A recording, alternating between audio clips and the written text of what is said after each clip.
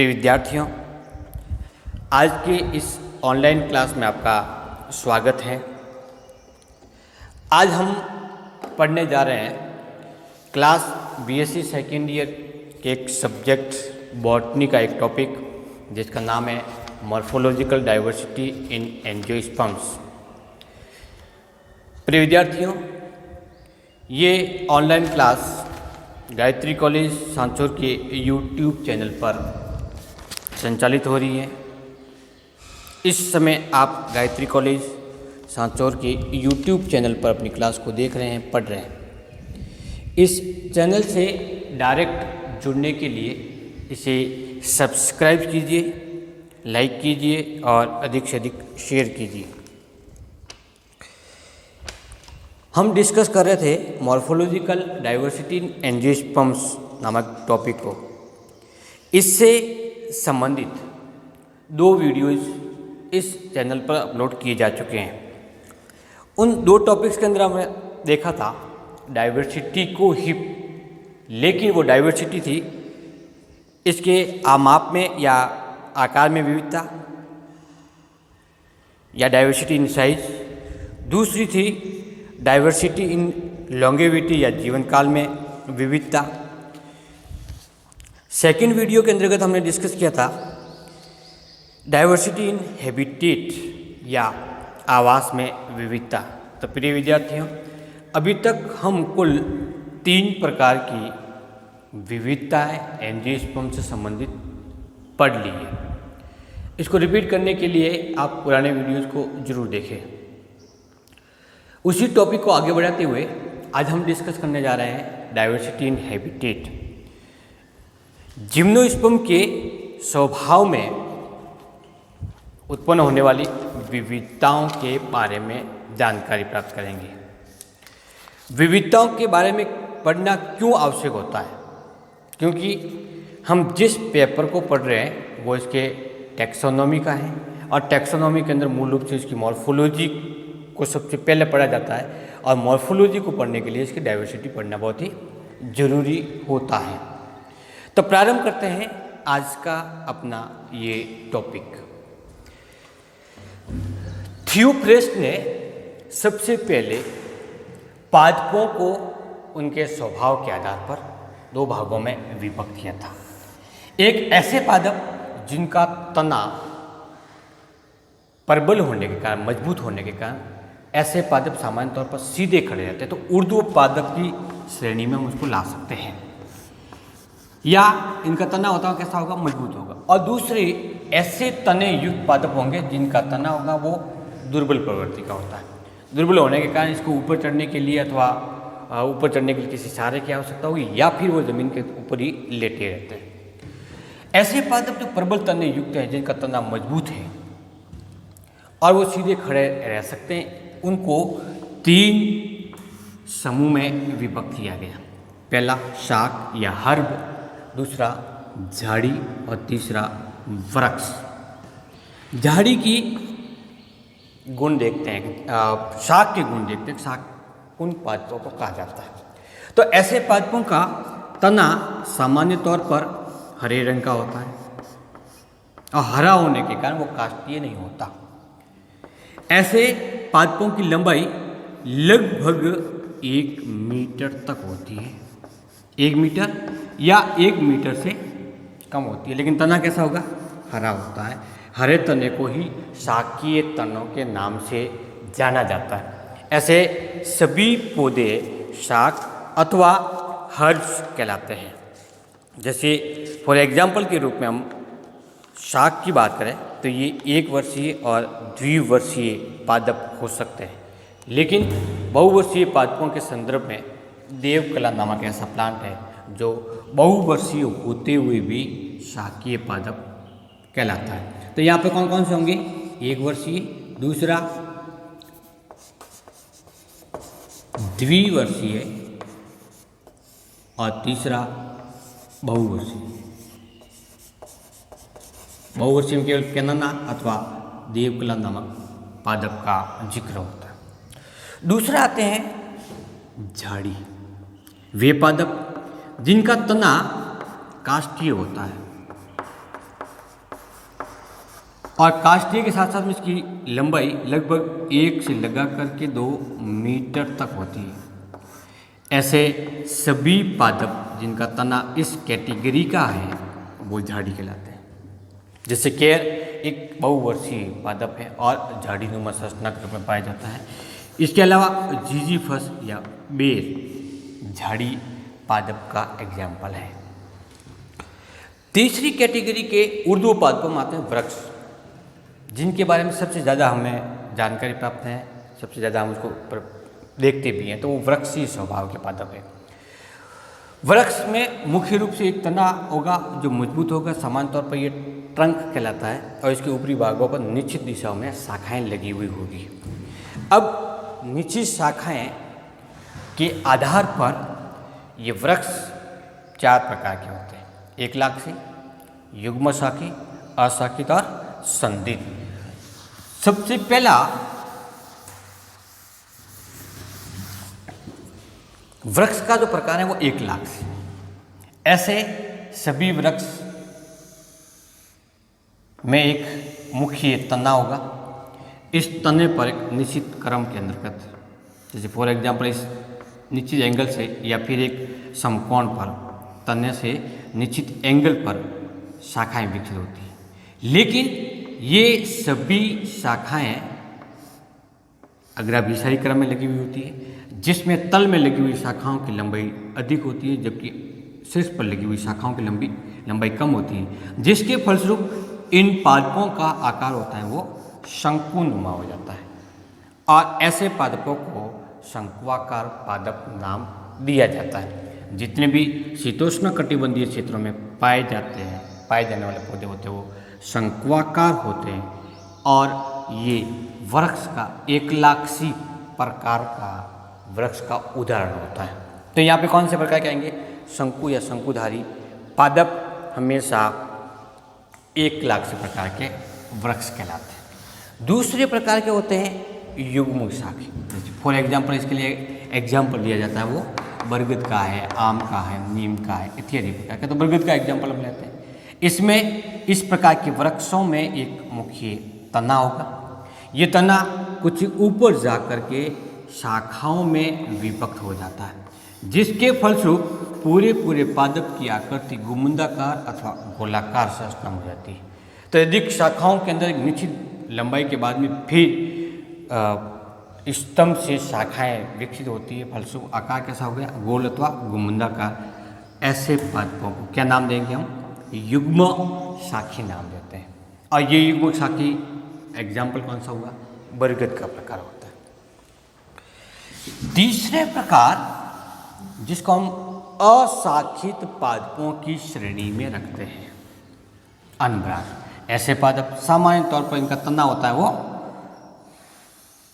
अशाखित होता है और तने की लंबाई होती है वो अत्यधिक होती है। इनके शीर्ष भाग पर पर्ण पाई जाती है। पर्ण हमेशा लगी होती है वो शीर्ष भाग पर, किसके समान लगी होती है? मुकुट के समान ही दिखाई देती है।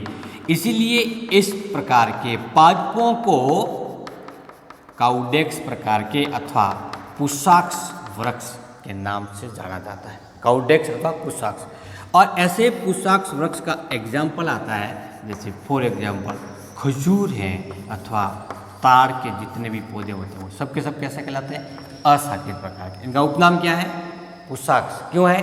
क्योंकि तना होता है वो अशाखित होता है और तने के शीर्ष भाग पर पर्ण होती है वो एक मुकुट के समान लगी हुई होती है। चौथे प्रकार का वृक्ष है उसको नाम देते हैं संदिग्ध वृक्ष। इसमें तना स्पष्ट रूप से अशाखित होता है, लेकिन क्या हुआ? जैसा कि ये सामान्य तने का लक्षण है कि तना हमेशा पर्व और पर्व संधि विभक्त होता है, तो ये पर्व और पर्व संधि के अंदर विभक्त सभी तने होते हैं। लेकिन इस प्रकार के पौधों में, किसमें? जो संदिग्ध प्रकार के स्तंभ युक्त पादप होता है, इसमें पर्व संधियां हैं वो स्पष्ट रूप से दिखाई देती है और पर्व संधियों के स्पष्ट होने के कारण पर्व भी स्पष्ट होते हैं। तो हम सीधा सा क्या कह सकते हैं कि ऐसे तने जिसमें पर्व और पर्व संधियां स्पष्ट रूप से दिखाई देती हो और पर्व संधियां गांठ नुमा संरचना के रूप में पाई जाती हो, तो ऐसे पादप को संधित पादप या संधि तना युक्त पादप कहते हैं। इस प्रकार के पादपों का एग्जाम्पल कौन सा होगा? दिमाग में कुछ आ रहा होगा, माइंड पे थोड़ा सा जोर दीजिए कि ऐसे पादप जिसका तना सामान्य तौर पर शाखित होता है लेकिन पर्व और पर्व संधि युक्त स्पष्ट रूप से दिखाई देता है। बांस का तना है वो कैसा कहलाएगा? वृक्षीय स्वभाव का है। और कैसा हुआ? संधित प्रकार का होता है। तो विद्यार्थियों, इस प्रकार से इसका पहला प्रकार जो ऊर्ध्व तने या मजबूत तने युक्त पादप पाए जाते हैं वो 3 भागों में शाख, झाड़ी और वृक्ष होते हैं। वृक्ष को हम एकलाक्षी, युग्मल शाखी, अशाखित और संधित पादपों में विभक्त कर सकते हैं। थियोफ्रस्ट के अनुसार दूसरे प्रकार के प्लांट्स होते हैं वो दुर्बल होते हैं। ऐसे पादपों में जड़त्व की ऊतकों की कमी के कारण ये तने पर्ण अथवा शाखाओं को नहीं संभाल पाते, जिसके फलस्वरूप या तो जमीन पे लेटे रहेंगे या फिर किसी सहारे की आवश्यकता होती है और सहारे के साथ साथ में ये ऊपरी की ओर वृद्धि करते हैं। मूल रूप से इस प्रकार के पादपों को 4 रूप से विभक्त किया जाता है। पहला प्रसारी पादप, दूसरा विसर्पी पादप, तीसरा आरोही पादप और चौथा वलरी पादप। तो कुल कितने प्रकार के हो गए? 4 प्रकार के। प्रसारी प्रकार के पादपों को नाम दिया जाता है ट्रेलिंग, विसर्पी प्रकार को कहते हैं क्रीपिंग, आरोही प्रकार को नाम देते हैं क्लाइंबिंग और चौथा प्रकार है वलरी प्रकार के, वो कहलाते हैं ट्वीनर्स। तो कुल कितने प्रकार के हो गए? 4 प्रकार के। अब एक एक काम डिस्कस करना प्रारंभ करते हैं। प्रसारी प्रकार के पौधे, ऐसे पौधे होते हैं उनका तना प्रसारी पादप, तो इनका तना होगा वो दुर्बल होगा, हमेशा तना दुर्बल होता है और दुर्बल होने के कारण ये भूमि की सतह पर वृद्धि करते हैं। भूमि की सतह पर वृद्धि करते हैं।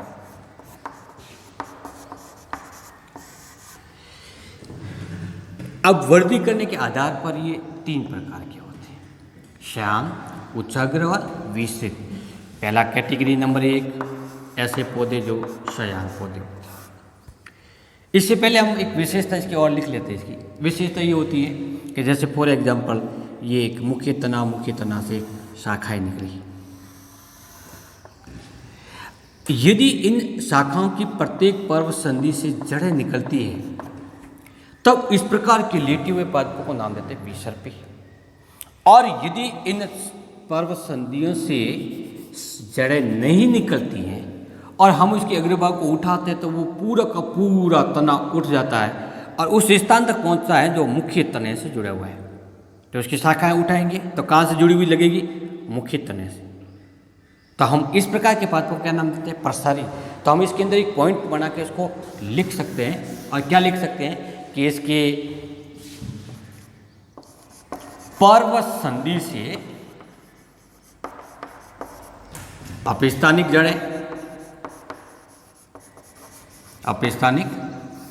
जड़ें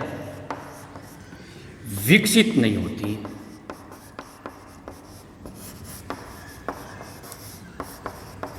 तो ऐसे 3 कैरेक्टर के पादप हमेशा कौन से प्रकार के लगेंगे? प्रसारी। और जमीन की सतह पर लगातार फैलते रहते हैं तो उसको नाम देते हैं हम प्रसारी पौधे। इसका पहला प्रकार देखिए, ऐसे पौधे शयान पौधे। हमेशा मुख्य तने से निकली हुई शाखाएं जमीन की सतह पर वृद्धि करेगी, लेकिन उसका अग्रभाग होगा वो जमीन के समांतर ही वृद्धि करता है। किसके समांतर? जमीन के समांतर वृद्धि करता है तो उसको नाम देते हैं हम शयान प्रकार का, अथवा इसको प्रोस्टेट कहते हैं। दूसरे प्रकार के पौधे जिसके अंदर मुख्य तने से निकली हुई शाखाएं जमीन के समांतर वृद्धि करती है, कहीं से जड़ें नहीं निकलती है, प्रसारी प्रकार का होगा, लेकिन इसका अग्रभाग सदैव ऊपर की ओर उठा हुआ होता है तो उसको नाम देते हैं उच्चाग्र। नाम से स्पष्ट है, उच्चाग्र का मतलब उच्च और अग्रभाग। और इस मुख्य तने से कई प्रकार की शाखाएं निकलती हैं, वो विसर्पी प्रकार की शयन प्रकार की अथवा उषाग्र प्रकार की होती है, तब हम इस प्रकार के पादप को नाम देते हैं विसरित प्रसारी पादप। तो विद्यार्थियों, इस प्रकार से दुर्बल तना का जो पहला टाइप है उसको हम प्रसारी कहते हैं। और ये कितने प्रकार का होगा? 3, शयान, उच्चाग्र और विसरित। ध्यान क्या रखना है कि ऐसे पादप जमीन की सतह पर ही वृद्धि करते हैं, कभी भी इनका तना काष्ठीय नहीं होता और पर्वतसंधि, प्रत्येक पर्वतसंधि से अपस्थानिक जड़ें नहीं निकलती हैं। दूसरा प्रकार है वो कहलाता है हमारे पास में विसर्पी प्रकार का। विसर्पी का जैसे ही स्पष्ट हो गया, हमेशा जमीन की सतह पर ही वृद्धि करता है, वृद्धि करेगा जमीन की सतह के समांतर, लेकिन प्रत्येक पर्वत संधि से जड़ निकल जाती है। जड़ निकलने के बाद यदि हम इसके अग्र भाग को यहाँ से उठाते हैं तो वो भाग केवल और केवल इतना भाग तक उठेगा, यानी हम कभी भी, हमें ये पता नहीं लगेगा कि इसका मुख्य तना कौन सा, हम कभी भी इसके मुख्य तने तक नहीं पहुँचते हैं। ऐसे पादपों को नाम देते हैं विसर्पित पादप। तो इसके क्या कमेंट होंगे? कमेंट ये होंगे कि ये भूमि पर या जमीन की सतह पर वृद्धि करते हैं,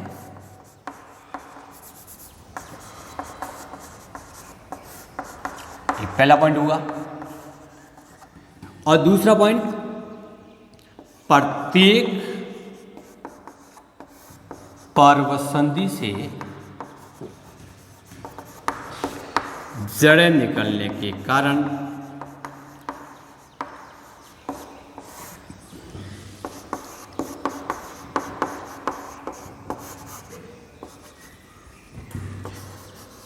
मुख्य तना अस्पष्ट होता है, हमें पता ही नहीं लगता है कि इसका मुख्य तना कहाँ है। जैसे दूब होती है, साइनिडॉन होता है, स्ट्रॉबेरी होती है, ये विसर्पी प्रकार के पादपों के एग्जाम्पल हैं।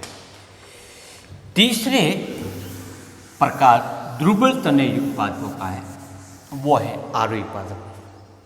आरोही का मतलब होता है ऊपर की ओर वृद्धि करने वाले। हमेशा तना होगा, दुर्बल होगा, तो काष्ठीय भी हो सकता है और काष्ठीय भी हो सकता है, और दूसरा शाकीय प्रवृत्ति का भी हो सकता है। यदि वो काष्ठीय प्रवृत्ति का है और किसी विशेष संरचना की सहायता से ऊपर की ओर बढ़ रहा है तो उसको नाम देता है कठलता है। लेकिन यदि उसका तना ही किसी अन्य सहारे के चारों ओर लिपट करके आगे बढ़ता है तो उसको नाम देते हैं वल्लरी। तो वल्लरी प्लांट भी आरोही प्लांट जैसे ही है, लेकिन आरोही प्लांट के अंदर हमेशा ऊपरी की ओर चढ़ने के लिए किसी सहारे की आवश्यकता होगी, कुछ संरचना निमित होगी, जबकि वल्लरी प्लांट में ऐसी कोई संरचना नहीं बनती और डायरेक्ट ही पादप का तना हमेशा दूसरे सहारे की ओर लिपटता हुआ आगे की ओर बढ़ता है। पहले बात करते हैं हम आरोही की, जिसमें से पहला प्रकार है पर्तानीय आरोही। इस प्रकार के पादप में तना किसी दूसरे सहारे के चारों ओर नहीं लिपटता है, बल्कि इस तने से निकली हुई स्प्रिंग नुमा संरचना, कौन सी संरचना? स्प्रिंग नुमा संरचना है, वो पर्तान कहलाते हैं। और ये पर्तान किसी चारों लिपट जाते हैं, फलस्वरूप उस तने को ऊपर की ओर वृद्धि करने के लिए या ऊपर की ओर बढ़ने के लिए सहारा प्रदान हो जाता है, फलस्वरूप पादप आसानी से ऊपर की ओर वृद्धि करता है। इस प्रकार के पादपों का जो एग्जाम्पल आता है वो आता है मटर का है, स्माइल एक्स इत्यादि प्रकार का। अब पर्तान कहाँ से प्रारंभ हुए? तो पर्तान इसके अनुप्रण से हो सकते हैं, जो पर्णवंश के अक्ष से हैं। पर्तान इस पर्ण के शिखाग्र भाग से विकसित हो सकते हैं, अथवा पूरी की पूरी पर्ण का पर्ण वंश ही किसी चारा के सहारे के चारों ओर लिपट जाता है। इस प्रकार की कंडीशन भी देखने को मिल सकती है, तो इसको नाम देंगे हम पर्तानीय आरोही पादप। दूसरा आरोही पादप का नाम है मूल आरोही। मूल आरोही इसको कहेंगे ऐसे पादप जिसमें मूल आरोहण में सहायता प्रदान करता है। इसके लिए जो एग्जाम्पल लिया जाता है वो किसका आता है? पान का। इस पादप में क्या होता है कि इस पर्ण के अक्ष से, फॉर एग्जाम्पल ये पर्ण है, पर्ण, इस पर्ण के अक्ष से एक हुकनुमा संरचना विकसित होती है, सॉरी मूल विकसित होती है। ये अपस्थानिक मूल है, ये पर्व संधि से विकसित होगी, जबकि प्रतान होते हैं वो इसके पर्ण के आधारीय भाग से पर्णी संरचनाओं से विकसित होते हैं। तो यहाँ से एक मूल नुमा संरचना विकसित होगी और ये मूल संरचना किसी चारा के साथ में चिपक जा करके अटैच होकर के इस पादप को ऊपर की ओर ग्रोथ करने में सहायता प्रदान करता है। जैसे पान है अथवा पोथास नामक पादप में विकसित होने वाली संरचना है। कहाँ से विकसित होगी? पर्व संधि से। तीसरे प्रकार की संरचना है वो अंकुश कहलाता है। कौन सा भाग कहलाएगा? अंकुश। अब इस प्रकार की संरचना में क्या होता है? अंकुश विकसित होता है। अंकुश का मतलब एक हुकनुमा संरचना। बोगनविलिया इस प्रकार के पादप का एग्जाम्पल है। बोगनविलिया इस पादप के पर्व संधि से एक हुकनुमा संरचना विकसित होती है। कैसे विकसित होगी? हुकनुमा संरचना। और ये हुकनुमा संरचना किसी भी भाग से अटक जाती है। फॉर एग्जाम्पल यहाँ पे कुछ खांत नुमा संरचना, तो ये हुक उसमें अटक जाएगा। अटकने के बाद में उसको सारा प्रदान हो गया, फिर पादप धीरे धीरे आगे की ओर बढ़ता जाएगा। तो जैसे जैसे ये इसका तना हिलता जाता है तो इसकी हुक है या अंकुश है वो किसी सारा के साथ में अटक जाता है। अटकने के बाद पादप को ऊपर की ओर वृद्धि करने में सहायता प्रदान करते हैं। ऐसे पादपों को क्या नाम देते हैं? अंकुश आरोही पादप। पांचवा प्रकार है, सॉरी आरोही पादपों का चौथा प्रकार है जिसको नाम देते हैं काष्ठीय आरोही पादप अथवा कठलता है। इस प्रकार के पौधे होते हैं वो उष्णकटिबंधीय वन क्षेत्रों में सबसे अधिक पाए जाते हैं। कठलता है, किसको नाम देते हैं? कठलता है। इसका तना होता है वो हमेशा काष्ठीय प्रवृत्ति का होता है, काष्ठीय तना। लेकिन इस तने की विशेषता क्या होती है? इसमें डर्डोत्तकी उत्तक कम पाए जाते हैं और उसके स्थान पर मर्दुत्तकी उत्तक अधिक होते हैं। कौन से बात? डर्डोत्तकी संरचना कम पाई जाती है और मर्दुत्तकी अधिक पाई जाती है, जिसके कारण पूरा का पूरा तना होता है वो काष्ठीय होते हुए भी कोमल होता है और कोमल होने के कारण वो ऊपर की ओर आसानी से ग्रोथ कर सकता है। इस प्रकार के प्लांट का एग्जाम्पल है वो टिनोस्पोरा आता है। टिनोस्पोरा अथवा गिलो। दुर्बल तने का चौथा प्रकार है वो कहलाता है वलरी। पहले स्पष्ट कर चुके हैं कि इस प्रकार के पौधे जिनके तने किसी विशेष संरचनाओं के बिना पूरा का पूरा तना किसी चारे के चारों ओर लिपट करके ऊपर की ओर ग्रोथ करते हैं। इसमें विशेष संरचनाएं जैसे प्रतान हुकनुमा संरचनाएं इसमें नहीं पाई जाती है। ऐसे पादपों की विशेषता क्या होगी कि आधारीय भाग में इसकी पर्ण की संख्या ज़्यादा होती है, जबकि शीर्ष भाग के अंदर पर्ण की संख्या बहुत ही कम होती है। जैसे फॉर एग्जाम्पल आता है सेम का पादप। किसका पादप? सेम का। तो विद्यार्थियों, इस प्रकार से दुर्बल तना युक्त पादप कुल 4 प्रकार के प्रसारी, विसर्पी, आरोही और वलरी। प्रसारी में 3 प्रकार के श्याम, उच्चाग्र, विस्तृत। विसर्पी 1 ही प्रकार के।